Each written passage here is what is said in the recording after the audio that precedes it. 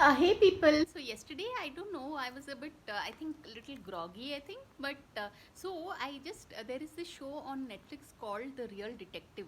So I made sure to kind of, literally, I watched every episode, and my God, yeah, you realize that the life of a detective, like as in, I grew up, we all read all these Nancy Drews and all this glamorous side of detective life they show, but in real life it is so hard. Yeah, I mean, they have to deal with the victim's family and bring them very very heart shattering news and all that.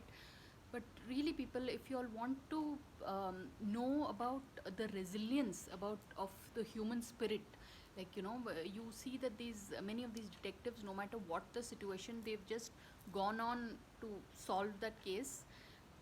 It's like a salute to the human spirit. So do try and catch the show, people. It's called The Real Detective, and you can find it on Netflix.